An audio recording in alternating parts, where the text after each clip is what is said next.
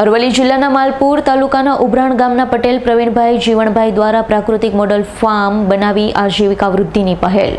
ખેતીમાં પ્રાકૃતિક ખેતી, જેમાં 3 વીઘાના ફાર્મમાં 1 ઇંચ જમીનનો ઉપયોગ કરવામાં આવ્યો છે. તેમના દ્વારા ઝાડમાં તાઇવાન પિંક જામફળના 2000 છોડની સાથે શાકભાજીમાં 4 થી 5 પ્રકારના રીંગણ, 4 પ્રકારના ટમેટા, 3 થી 4 પ્રકારના મરચા, જેમાં તીખા, મોળા, કેપ્સિકમ, ફ્લાવર, કોબી, ડુંગળી, લસણ, મેથી, ગાજર, મૂળા, ધાણા, મેથી, પાલક જેવા મસાલા પાક સાથે બટેકા અને સ્વીટ કોર્ન, મકાઈ સાથે 2 થી 3 પ્રકારના ગલગોટા, ઘઉં જેવા પાકો એકસાથે લેવાના. તેમાં પણ બજારમાંથી કોઈ દવા કે ખાતર વગર જીવામૃતનો ઉપયોગ કરી ડ્રીપ મલ્ચિંગથી ખેતી કરવામાં આવે છે. ખેતરમાં દરરોજ 1500 થી 2000ની આવક મેળવવામાં આવી રહી છે. દરરોજ કુલ શાકભાજીનું વેચાણ કરવામાં આવી રહ્યું છે. મહિનામાં 1 થી 1.5 લાખની આવક મેળવી એક નવી કેડી કંડાળી જોખમ ઘટાડી આવક વૃદ્ધિની પહેલ પ્રગતિશીલ ખેડૂત પ્રવીણભાઈ દ્વારા કરવામાં આવી રહી છે. પટેલ પ્રવીણભાઈ જીવણભાઈ પટેલ, ગામ ઉભરાણ, તાલુકો માલપુર, જિલ્લો અરવલ્લી. હું પાછલા 10 વર્ષથી પ્રાકૃતિક ખેતી કરું છું. પ્રાકૃતિક ખેતી એ મારો પોતાનો શોખનો વિષય છે.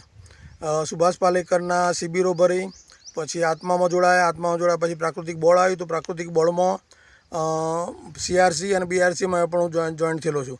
એ પછી CRC BRC યુનિટ મારા ત્યાં જીવામૃત બનાવેલું છે અને એમાં પણ ગવર્મેન્ટની સહાય મળી છે. એ સિવાય નાનું નેટ હાઉસ કે જે 504 ચોરસ ફૂટનું એ પણ મેં બનાવેલું છે અને એ બાગાયત ખાતાની સહાયથી બનાવેલું છે અને એમાં હું નર્સરીના પ્લાન્ટ ઉછેરવાનું કરું છું એમાં. અને પ્રાકૃતિક ખેતી મારા પોતાના ખેતરમાં આ ચાલુ સાલે પદ્ધતિ આખી એવી કરેલી છે કે જમીનમાં એક પણ જગ્યાએ ખાલી જમીન ના મળે અને ટોટલી 100% ડ્રીપ અને મલ્ચિંગ છે મારા ત્યાં.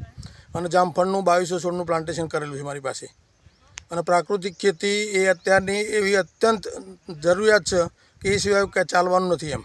અને પ્રાકૃતિક ખેતી જો ખેડૂત નહીં કરે તો આવતા વર્ષોમાં જે કેન્સર અને ડાયાબિટીસના જે રોગો વધતા જાય છે એનું પ્રમાણ એટલું બધું વધશે કે પછી આપણાથી કશું થઈ શકશે નહીં.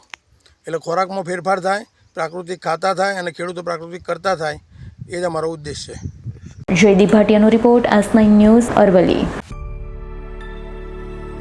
અમારી તમામ માહિતીથી અપડેટ રહેવા માટે જોડાયેલા રહો S9 ન્યૂઝ સાથે.